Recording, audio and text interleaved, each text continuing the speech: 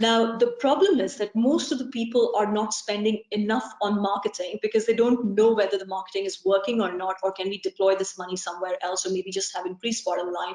And there are quite a few people as well who are throwing money at marketing channels and strategies, hoping something will stick, that they will figure out some magical route to market, which will give them that growth that they would love to have. Today, I'm talking about this acquisition cost and how you look at your marketing. There are three things I'll be talking about. One, what data you need to have in your business from marketing perspective. And the second is, how do you then maximize the ROI once you have that information for your marketing channels? And the third thing is that once you have maximized the ROI, how do you maximize the absolute growth that you can have in your business? Okay, so those are the three things. Now, this is the first tab which I'm showing you here. Most of the businesses, if I ask them saying, okay, how much are you spending on your marketing? They will tell me this is the total. And then there are some businesses who will give me the channel split as well. So yes, this is my marketing spend. They might also have a sense of saying, okay, how many inquiries I'm getting from each of these channels, if they are measuring some of their figures. And this is already better than the average case, I would say, if they know how many inquiries, qualified inquiries they're getting from each channel. And then the question really is saying, is this channel really paying for itself? Is it really working? And interestingly, what I've noticed is that if there is a channel where they're spending money and there is a lot of noise and a lot of action happening, then they feel that this channel is actually working for them, which might be the case or which might not be the case. So the question really here for you to consider is, how do I very objectively identify whether this channel is making return on investment or not? Okay, so that's the first thing that we will be focusing on. So what data is required? Now, there is this template that you will be looking at, and I will put this up, or I will share it with you. But let's really look at this simple template. Okay. Now, to clarify to you, these cells, which are block color cells, they are input cells. And the ones which are right here, they are the result cells. You don't have to do anything. This is all formula. So let's work with one channel. As you can see, I have taken an example of 4 marketing strategies. So we're doing paid ads, there is SEO, there is LinkedIn. Now, this is not LinkedIn where it's just normal connections happening. This is using proper tools like Sales Navigator or DuckSoup to make sure there is active direct marketing happening. And then there is this referral. So I'll work on maybe one channel example, and I can then show you the rest of the information. So let's imagine on a monthly basis, this business is spending £1,000 on paid ads, and they are getting 10 inquiries. The conversion rate of this business, say, is 20%. When I say conversion, as in how many clients they are getting from these 10 inquiries. And inquiries, just to make this distinction clear, I'm talking about qualified inquiries. Now, each business has their own definition of what's a qualified inquiry, but it's a qualified inquiry, not some random downloads and registrations and all that. But these are the people, these are the avatars that you want to go for and you want to have in your business. Okay. Now, once you have this information, this is great. So actually, what do we need here? We need to know how much we are spending in that channel. If you can start monitoring, say, okay, how many inquiries am I getting and what's the conversion through your sales process? After that, this is where we are understanding how is our customer behaving or how's our client behaving. And this is going back to the avatar training, saying why it's so important to define your avatar, to identify who are the right kind of clients you want to go for. Because if their annual spend is not high enough or the margins you're not making high enough, you will very soon realize that marketing becomes a very expensive exercise, a very tedious exercise actually. So in this case, let's imagine the client spends annually £1,200.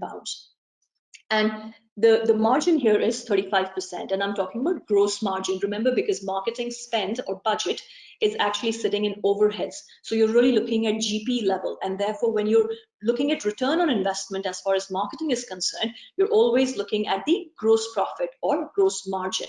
So this is 35% gross margin. Here, let's imagine that the customer retention is 1 year. Now, this is the information. Look at the 6 block colors. This is the information you need. That's it, to actually realize whether you are making money on that marketing or not. As you will see, this automatically tells us that no, the channel is not paying for itself.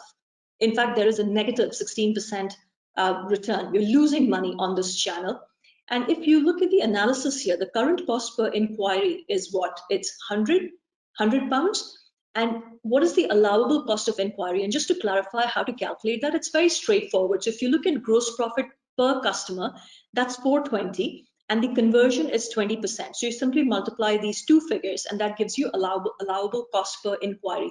And why? Because one customer is giving you 420, but to get one customer, I have to have 5 qualified inquiries. Why? Because my conversion is 20%.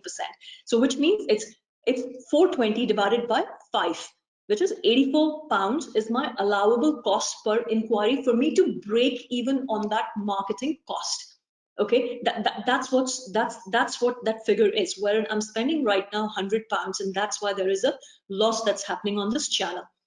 Now, my request is that for each one of you who's listening to this, that you please use this template to plot your data depending on what channels are working in your business right now, to identify whether it's working or not working, because the first channel is surely costing money to the business. And with this kind of retention, it's surely costing money. So you can't even talk about lifetime value here as such.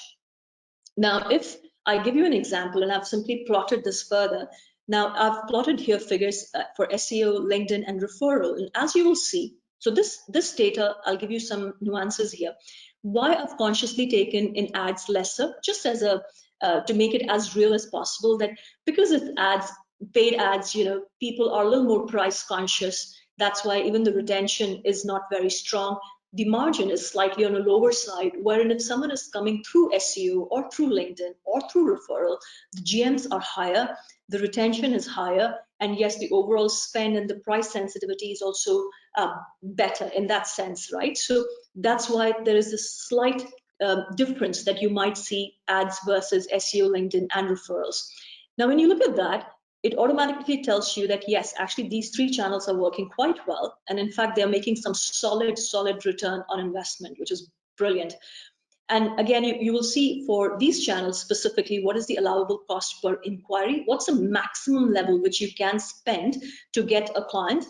And also, what is the current cost per inquiry? Now, another distinction for you to make here is when I'm doing these calculations, I'm not taking into account 1.5 years of retention. I'm actually taking, what's the annual gross profit that I'm making on that client for 1 year, just to be even more conservative. But yes, you can look at the full length of the client if you want. But I tried to say, okay, 1 year I can understand. If there's a better retention, then that's great. That's all nice profit that's happening. So it's up to you where you draw that line. Now, if I look at the total annual gross profit, just based on these clients that we have generated here, which is the 5 clients, it's 3,000. And therefore, the total return on the marketing is 50%, right? So I've spent 2,000 and I've made 3,000 gross profit because of these marketing initiatives, and therefore my return is 50%. Now that's the first step. And as I said, the template will be there. It's just that you need to make sure that you are actually filling this data to get some meaningful conclusions for yourself. Now, once this is done, then the question really is that, okay, so I know which channels are working well, but a very important decision to be made by the managers and senior leadership team is to say, are we allocating our resources effectively? And it's not just limited to marketing. That's what you do on a day-to-day basis, isn't it? Am I allocating my time properly? Am I allocating my people properly? So am I allocating my marketing resources properly, budget and people, right? That's the next question. How do I maximize the allocation gains? Because once the machine is fine-tuned, then we can start looking at scaling up. But otherwise, you will leave money on the table. So let's look at the maximization side of things, okay? So now I shared with you the base case. This is what's happening right now. If you look at this, I've added another row here, which is telling me what is my current allocation of money across these channels. So 50% is going in ads, 40% in SEO, and minuscule in referral. And that too, it's like, yeah, a little bit of gift here, or maybe some Christmas event, which is kind of, spread over the entire year, but it's not huge. But when I look at the return, I realize that actually these channels are giving me really good return, these 3 channels wherein this is making loss. Now, this will sound very simple to you, and this is where actually it is simple and it is fun. but it also gives you the biggest impact. So if you look at the reallocation now, what we have done here, we've said in this example, we've said we'll keep to the same marketing budget. Okay, we're not increasing the marketing budget, so it's 2,000. But how do I change the mix? So I have actually, just as an example, remember I'm showing you an example so you can make it more accurate and see what's the best way. But I was playing with this this one reallocation and saying, okay, where am I getting the best return? So if I show you here, this 10%, 40%, 25, 25. So as you will see, I've moved my money from paid ads to SEO, LinkedIn referral. Actually, I've not increased my SEO. I've kept SEO same. Why? Because I know that if I make from 800 to £1,000, it's not going to give me a dramatic increase just because I know how SEO works. Either there has to be a substantial increase in budget, which is leading to some new strategies, but otherwise tinkering just with a little bit of budget here and there might give some wins, but 800 is already a good monthly budget sitting here. So I've not changed that, but I've plugged in money in LinkedIn and referral. Have also kept some money in ads just to test and measure and how to make it better. Right now, my focus is more on effectiveness and not really efficiency. Please mind that. And I'm hoping that we are very clear on what I'm saying here. I'm looking at that how do I allocate my budget in the most effective way, in the right channels, which are giving me percentages, right percentages, which is a return on investment. Efficiency is where I say, okay, fine. So for paid ads, if I have to make it better, so let's have a look at this, right? If for this paid ad, I need to make it better, what do I need to do? Do I try to improve my conversion? So if I do 30% here, all of a sudden it becomes yes, this channel is paying for itself because my conversion has become better. But yes, that's a separate exercise that needs to be done to make this channel more efficient and work for itself, actually all the channels. But right now the focus is on reallocation and ROI maximization. And remember, here improving conversion, especially if it's coming in as incoming lead, might be a trickier thing to do, but then you can simply allocate the budget and get better overall outcome. So I've done that. And as soon as you do that, you will see what's happening. So I've assumed similar conversion ratios. This section remains exactly the same. There's no change at all. And yes, my paid ads are still not working for me. I know that, but the impact, the downside is lesser. And the overall, as you will see here, the overall return on marketing has gone up. So a couple of things have happened. One, earlier I was getting 5 new customers. Now I'm getting 7.4 new customers with the same budget of 2,000. And obviously with the improved GP, not improved, with the more customers and the same kind of GMs, I'm getting better GP, which is 5,208. And therefore my return has gone up from 50% to 160%. And that's the power of this exercise. It's not about knowing and saying, oh, I understand math. That's fine, this is maths. But then how are you deploying that knowledge into making some meaningful decisions and saying, how do I reallocate my existing budget to maximize my ROI? And testing and measuring, constantly checking whether it's working or not. Now, once this is done, reallocation of resources has happened, and you can see this is working nicely. I still need to test and measure my ads. What do I do? Shall I keep money, not keep money? That's a separate discussion, right? Then the next thing and the third thing which I talked about earlier was, now how do we scale? How do we go for absolute maximization? And what I mean by that is, in your bank, you don't get 160%, right? What you get is 5,208 in this example. So how do I increase this amount, this absolute amount, so we can build a war chest, we can deploy that in other expansionary mechanisms, but how do we go for this absolute growth, the number that we're looking at? And this is really interesting. And this is for people who do this kind of an exercise, who are aware of their numbers, but somehow the whole nervousness around saying, gosh, okay, if I'm spending 2,000 a month, how do I start spending 5,000 a month? That's a lot of spend. But how does it matter, especially if you know that that spend is giving you solid double-digit return? You're not just tossing a coin, you're actually taking a very calculated decision here with amazing returns. Now, I will show you some changes which I did here, and this is again you to keep at the back of your mind. You will notice that this all of a sudden is now the result cell, and actually I've made this one an input cell, okay, because now I'm doing a little bit of planning. I'm saying, okay, fine, let's increase our money, let's scale up, because I know I've optimized it. I know what channels should get what money. So I've gone for 5,000, and I've actually kept similar kind of allocation as before, in this case as ROI maximization allocation.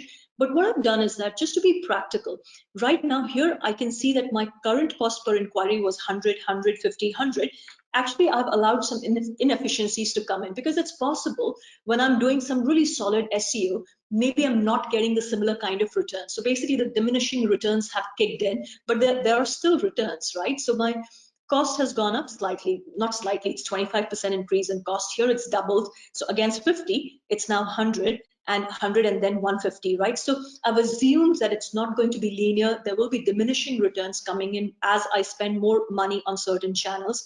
But have a look at this. And once I do this, I realize that, okay, fine, I can actually have these many customers with the budget that I've allocated, which means now my customers have gone to 13 with a spend of 5,000. And again, all this remains exactly the same the way it was earlier. And my total GP is 8,655. And as you will see, yes, my return is lesser compared to 160 because I've built in those inefficiencies. But hey, you know what?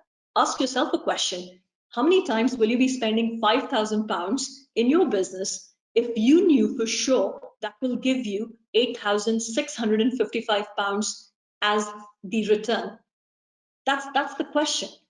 And if you know that every time you spend that much money, or even bigger money, and I can show you, it's like, what's stopping us to say, okay, fine, let's spend 10,000 a month. And look at this, 17,000.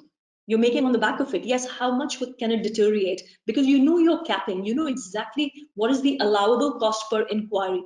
So till the time I can stay below this, I know there is a positive return that's happening on the marketing. So these are the three big sections which are sitting in marketing, but very simple. What's your current number, base case? Look at the reallocation of your marketing budget to maximize ROI. Once you've maximized ROI, then with confidence, start scaling your marketing budget, because you know that every pound that you're spending there is giving you a good return. And it's all about constantly monitoring. So you can tweak, you can change, and introduce some new channels which are worth testing and measuring. So marketing is fun if you know exactly how to, generate leads effectively. Then scaling to the moon is relatively easier.